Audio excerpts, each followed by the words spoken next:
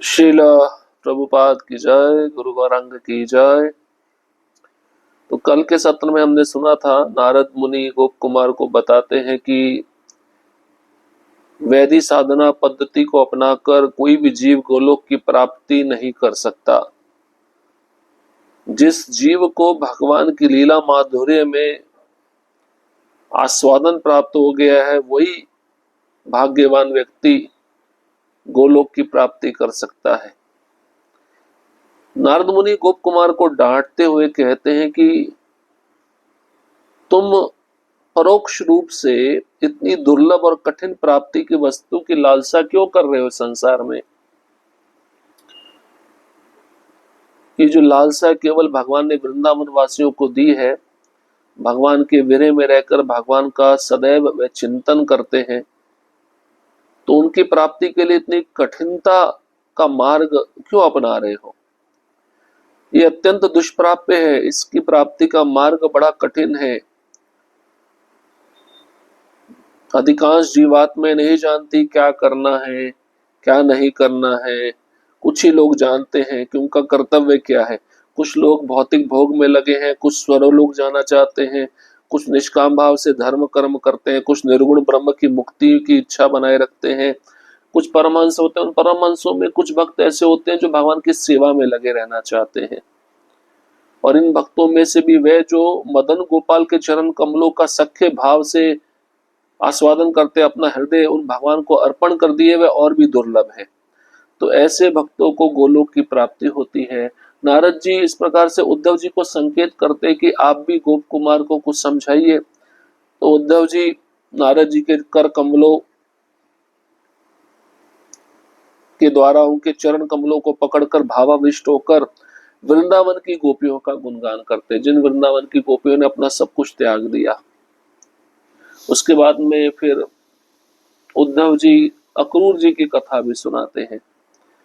इसके आगे अक्रूर जी भगवान के कर स्पर्श की कथा को और गहन करते हुए कहते हैं, इंद्र जो स्वर्ग के राजा हैं और त्रैलोक्य के अधिपति, केवल थोड़े से जल अर्पण करने से ही भगवान का अनुग्रह पा गए। इसी प्रकार बलि महाराज ने वामदेव को मात्र 3 पग भूमि और थोड़ा जल दिया, और उसी से वे इंद्र पद को प्राप्त हो गए। इसी तरह जब गोपियां रास नृत्य में थक जाती थी, तब भगवान अपने कर कमल, जो कमल सुगंध से सुवासित है, से उनके मोती जैसे पसीने की बूंदें पोंछ देते थे और वे तुरंत ताजगी से भर जाती थी। श्री सनातन गोस्वामी कहते हैं, यहाँ अक्रूर कहते हैं कि भगवान उन भक्तों को निर्भयता देते हैं जो उनके शरणागत होते हैं। इतना ही नहीं, वे स्वयं को भी इन भक्तों को अर्पित कर देते हैं। इसके पश्चात कथा में आता है भीष्म पितामह का भाव स्मरण। अपने अंतिम क्षणों में भी उन्होंने व्रजांगनाओं के अद्वितीय प्रेम की महिमा गाई। मेरा मन सदा उसी श्री कृष्ण में स्थित रहे, जिनके प्रेम मुदित गमन और हास ने व्रजांगनाओं के हृदय को आकृष्ट कर लिया। रास के बाद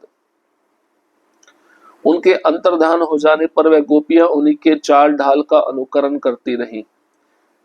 श्री सनातन गोस्वामी कहते, यहाँ भीष्म जी का ध्यान व्रजांगनाओं के उस भाव पर है जो उनके वियोग में भी केवल कृष्ण की छवि का अनुसरण करता है।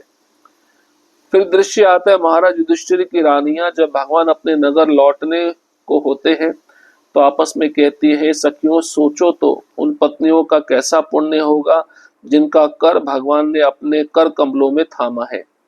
निश्चय उन्होंने अनगिनत व्रत, स्नान, यज्ञ और संपूर्ण पूजन करके जगन्नाथ के साथ ये सतत रति प्राप्त की होगी कि अब वह निरंतर उनके अधरों के अमृत का पान करती हैं। व्रजांगनाएं तो इस कृपा की केवल संभावना मात्र से मूर्छित हो जाया करती थी। श्री सनातन गोस्वामी कहते हैं, वार्तालाप रानियों का आपसी संवाद है। इन वचनों के पश्चात श्री गोप कुमार कहते हैं, भगवत भक्त शिरोमणि नारद जी ने मुझे अपने आलिंगन में ले लिया। वह प्रेम सागर की उन्मत्त तरंगों में डूब गए। ऐसी तरंगे जो उनके अंगों को कांपने पर विवश करती थी, नेत्रों से प्रेमाश्रु बरसाती थी और रोमकूपों को खड़ा कर देती थी। उनकी जीभ गोपी महिमा के आगे और कुछ कहने को व्याकुल थी, पर उन्होंने उसे दांतों में दबाया। फिर वे अद्भुत नृत्य करने लगे और महाभाव के अनगिनत लक्षण प्रकट किए। क्षण भर में वे अपनी स्वाभाविक स्थिति को में लौटे और मुझे विषण देखकर मुनि श्रेष्ठ ने अत्यंत स्नेहपूर्ण वचनों से मुझे सांत्वना दी। श्री नारद मुनि बोले, हे प्रियतम, ये जो रहस्य मैं तुम्हें सुना रहा हूं, यह एक अति गोपनीय रत्न है जिसे सर्वकाल और सर्वदेश में छिपा कर रखना चाहिए। विशेषता उन भक्तों से जहां प्रभु की ऐश्वर्यमयी महिमा अति प्रबल रूप से प्रकट होती है। श्री सनातन गोस्वामी कहते हैं, यहाँ गोपनीयता का कारण यह है कि ब्रज की माधुर्यमयी रस राज्य लीला उन भक्तों के लिए सहज ग्राह्य नहीं होती जो केवल ऐश्वर्य भाव में ही स्थित है और जिनका चित्त उस प्रेम स्वरूप को सहन नहीं कर पाता। इसी कारण मैंने ये विषय वैकुंठ में तुम्हें प्रकट नहीं किया, परंतु यहाँ तुम्हारे प्रेम और भक्ति की मधुरता से प्रेरित होकर मैं कुछ कहने का साहस कर रहा हूँ। तुम्हारे और उद्धव के सम्मुख में प्रतिज्ञा करता हूँ, सत्य कहता हूँ, इस स्थान में ना तो गोलोक की प्राप्ति संभव है और ना ही गोलोक प्राप्ति का साधन। अतः मेरी एक बात सुनो, यहाँ से अधिक दूर नहीं श्री पुरुषोत्तम क्षेत्र नामक स्थान अद्भुत रूप से प्रकट है। ये वही स्थान है जिसे तुमने पूर्व में पृथ्वी पर देखा था। वहां भगवान बलराम और सुभद्रा के साथ गोवर्धन पर्वत पर वृंदावन के वन उपवनों में और यमुना के तट पर असीम लीलाओं का रसास्वादन करते हैं। सर्वावतारों का आश्रय स्वरूप भगवान वही अनगिनत लीलाओं का आनंद लेते हैं और जो भक्त केवल उनके साथ प्रेम में आनंदित होता है उससे वे अपना निज स्वरूप दिखा देते हैं। अब नारद जी को उद्धव जी कहते हैं, अक्रूर जी का जो कर स्पर्श है उस भाव को गहन करते हुए इंद्र स्वर्ग के जो राजा है, तरलोके के अधिपति हैं, केवल थोड़ा सा जल भगवान को अर्पण किए, भगवान ने उन पर अनुग्रह कर दिया। बलि महाराज ने अब 3 पग भूमि वामदेव को दान दिया, थोड़ा जल दिया, उसी से वह बलि महाराज इंद्र पद को प्राप्त हो गए। इसी तरह जो गोपियां हैं, ये रास नृत्य में जब थक जाती है तब भगवान स्वयं अपने हाथों से, जिन हाथों से कमल सुगंध निकलती रहती है, उन गोपियों के मोती जैसे पसीने की बूंदों को पोंछते हैं और वह गोपियां तुरंत ताजगी से भर जाती थी। तो श्री सनातन गोस्वामी कहते हैं, यहाँ अक्रूर कह रहे हैं कि भगवान उन भक्तों को निर्भयता देते हैं जो उनको शरणागत हैं, और इतना नहीं, भगवान अपने भक्तों को स्वयं भी दे देते हैं। इसके पश्चात फिर भीष्म पितामह का भाव स्मरण आता है। अंतिम क्षणों में भीष्म पितामह भी वृंदावन की गोपियों के अद्वितीय प्रेम की महिमा गाते हैं। भीष्म पितामह कहते हैं, मेरा मन सदा श्री कृष्ण में स्थित रहे, जिनके प्रेम मुदित गमन, गमन मतलब चलना, और हंसी ने वृंदावन की गोपियों के हृदय को आकृष्ट कर लिया। जब कृष्ण चलते थे और कृष्ण जब हंसते थे, ये 2 मुद्राओं से गोपियां आकर्षित हो जाती थी।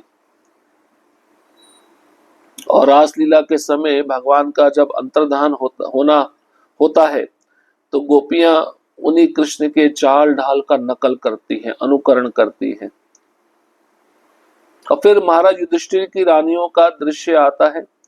जब भगवान अपने नगर द्वारका लौटते हैं तो आपस में वे रानियां कहती हैं, अरे सखियों, सोचो भगवान की जो पत्नियां द्वारका में रहती है उनका कैसा पुण्य होगा, जिनको भगवान का रोज कर कमल का स्पर्श प्राप्त होता है, भगवान जिनके हाथों को अपने हाथों में थामते हैं। निश्चय उन द्वारका की रानियों ने अनगिनत व्रत, स्नान, यज्ञ और संपूर्ण पूजन करके इस जगत के नाथ को सतत रति के रूप में प्राप्त किया होगा। इसलिए वे रानियां निरंतर उनके अधरों के अमृत का पान करती हैं। और वृंदावन की गोपियां तो इस कृपा की केवल संभावना मात्र से ही बेहोश हो जाती है, मूर्छित हो जाती हैं। इन वचनों को सुनकर गोप कुमार कहते हैं, नारद जी, आपके वचन अद्भुत है। नारद जी गोप कुमार को आलिंगन देते हैं और गोप कुमार के अंग कांपने लगते हैं, नेत्रों से प्रेमाश्रु बरसने लगता है, रोमकूप खड़े हो जाते हैं। और नारद जी की जो जीभ है तो गोपी महिमा के आगे और कुछ कहने के लिए व्याकुल नहीं हो पा रही थी। उन्होंने जबरदस्ती अपनी जीभ को दांतों में दबा लिया, अद्भुत नृत्य करने लगे, महाभाव के अनगिनत लक्षण प्रकट हो गए और क्षण भर में अपनी स्वाभाविक स्थिति में नारद जी लौट आए। और फिर मुझे दुखी देखकर मुनिश्रेष्ठ अत्यंत स्नेहपूर्वक वचनों से मुझे सांत्वना देने लगे। तो नारद जी गोप कुमार को कहते हैं, जो रहस्य मैं तुमको बताना चाहता था वह अति गोपनीय रत्न है, रहस्य है, सर्वकाल सर्वदेश में छिपाकर मैंने रखा है। और ऐसा रहस्य ऐश्वर्यमयी महिमा के अति प्रबल रूप से प्रकट नहीं होता। ये जो रहस्य है गोपनीयता का, उसका कारण है वृंदावन की माधुर्यमयी रस राज्य लीलाएं। उन भक्तों के लिए सहज हो जाती है जिनमें ऐश्वर्य भाव स्थित नहीं है, जिनका चित्त प्रेम स्वरूप के गहन वन में डूबा हुआ है। इस कारण से नारद जी गोप कुमार को कहते हैं, वैकुंठ में मैंने तुम्हें सारे रहस्य नहीं बताए, लेकिन अभी तुम द्वारका में हो इसलिए मैं तुमको ये सब बातें बता रहा हूं। और तुम्हारे प्रेम और भक्ति की मधुरता से प्रेरित होकर मैं कुछ साहस कर रहा हूं ये सब बताने का। और तुम्हारे और उद्धव जी के सामने मैं प्रतिज्ञा करता हूं, सत्य कहता हूं, इस स्थान में ना तो गोलोक की प्राप्ति संभव है और न गोलोक प्राप्ति का साधन। द्वारका में रहकर तुम ऐश्वर्यमय लीला को देखकर गोलोक नहीं जा सकते। अब नारद जी गोप कुमार को कहते हैं, मेरी एक बात सुनो, यहां से अधिक दूर एक स्थान है पुरुषोत्तम क्षेत्र, और वह वही स्थान है जिसको तुमने पृथ्वी पर देखा था, जहां पर भगवान बलराम जी और सुभद्रा के साथ गोवर्धन पर्वत पर वृंदावन के वन उपवनों में और यमुना के तट पर असीम लीलाओं का रसास्वादन करते हैं। सर्व अवतारों में श्रेष्ठ, सभी अवतारों के आश्रय स्वरूप भगवान कृष्ण वही अनगिनत लीलाओं का आनंद लेते हैं। जैसे श्री मथुरा भगवान के लिए अति प्रिय है, वैसे ये स्थान भी उनके लिए अत्यंत प्रिय है। यह ऐश्वर्यमयी होते हुए भी माधुर्य और सौंदर्य से भरपूर है। यदि वहां जाकर भी तुम्हारी अभिलाषा ब्रज माधुर्य दर्शन पूर्ण ना हो, तो वही तुम्हें उसे पाने का मार्ग प्राप्त होगा। केवल वही और किसी अन्य स्थान पर नहीं, वह उपाय है जिससे ब्रजवासियों के समान गोपियों के प्राणनाथ के चरणों में सहज प्रेम की प्राप्ति हो सकती है। श्री कृष्ण की महाकृपा जो उस प्रेम को देती है, कुछ को तो सहज ही मिल जाती है और कुछ को क्रमशः आध्यात्मिक उन्नति के द्वारा। जैसे कोई दानी व्यक्ति किसी को पका हुआ भोजन देता है और किसी को पकाने की सामग्री देता है, वैसे ही शास्त्र शीघ्र और क्रमशः प्राप्ति के मार्ग का वर्णन करते हैं। भगवान को अपने सांसारिक मित्र या संबंधी के समान मानते हुए और गोप गोपियों की सेवा की आकांक्षा रखते हुए व्यक्ति को श्रद्धा के साथ ऐश्वर्य भाव और अन्य सभी विघ्नों को त्याग देना चाहिए और शुद्ध प्रेम की प्राप्ति के लिए प्रयत्न करना चाहिए। भक्ति के 9 अंग हैं, जिनमें से यहाँ 2 अंग विशेष रूप से बताए गए हैं। भगवान की ब्रज लीलाओं का गान और उनका मनन, इनसे ही वह प्रेम प्राप्त होता है और जो प्रियतम भगवान के नाम संकीर्तन से विभूषित होकर और भी शोभायमान होता है। श्री सनातन गोस्वामी कहते हैं, 9 प्रकार की भक्ति में यहाँ केवल 2 का उल्लेख है, क्योंकि ब्रज माधुर्य प्राप्ति में इनका विशेष महत्व है। ऐसे किसी भक्ति की संगति में जो उस प्रेम रस का आस्वादन करता है, वह प्रेम अपने आप प्रकट हो जाता है। फिर भी उसे सावधानी से छिपा कर रखना चाहिए। जब कोई भक्त भगवान के प्रिय लीला वन में एकांतवास करता है, तब उसका प्रेम प्रकट होकर प्रबल से प्रबलतर हो जाता है। वह प्रेम सकाम कर्म, दार्शनिक विचार, योग और अन्य साधनों से बहुत दूर है और उनसे स्वतंत्र रहकर ही सुशोभित होता है। वही विनम्रता का मूल है। चाहे कोई कितना ही महान क्यों ना हो, उसे नम्र रहना चाहिए और स्वयं को अत्यंत अयोग्य एवं तुच्छ मानना चाहिए। देखिए, यहाँ पर अब नारद मुनि गोप कुमार को पुरुषोत्तम क्षेत्र जाने के लिए बोल रहे हैं और वो कहते हैं, जैसे मथुरा भगवान को अति प्रिय, वैसे पुरुषोत्तम क्षेत्र भी भगवान को अत्यंत प्रिय है। तो ऐश्वर्यमयी होते हुए भी माधुर्य और सौंदर्य से पुरुषोत्तम क्षेत्र भरपूर है। वहां जाकर तुम्हारा जो इच्छा है ब्रज माधुर्य दर्शन करने का वह पूर्ण न हो, तो वही तुम्हें उसे पाने का मार्ग प्राप्त होगा। माधुर्य प्रेम जो तुम चाहते हो पुरुषोत्तम क्षेत्र जाके ना मिले, लेकिन उस स्थान पर तुम्हें माधुर्य प्रेम जाने प्राप्त करने का जो मार्ग है वो प्राप्त हो जाएगा, और केवल वही, और किसी अन्य स्थान पर नहीं। क्योंकि उस स्थान पर ब्रजवासियों के समान गोपियों के जो प्राणनाथ हैं उनके चरणों में सहज प्रेम की प्राप्ति हो जाती है। तो श्री कृष्ण की महाकृपा कुछ लोगों को आसानी से मिल जाती है और कुछ को क्रमशः आध्यात्मिक उन्नति के द्वारा मिलती है। जैसे कोई दानी व्यक्ति किसी को पका हुआ भोजन देता है तो किसी को पकाने की सामग्री देता है। भगवान को अपने सांसारिक मित्र या संबंधी के समान मानते हुए गोप गोपियां ऐसी इच्छा रखते थे कि हम भगवान का सानिध्य प्राप्त करें। भक्ति के 9 अंग हैं, जिसमें से 2 अंग विशेष रूप से यहाँ पे बताए गए हैं। भगवान की लीलाओं का गायन करना और उनका मनन करना। गायन मतलब कीर्तन और मनन मतलब स्मरण। ये 2 भक्ति के अंगों को करने से ही भगवान के प्रति प्रेम प्राप्त होगा।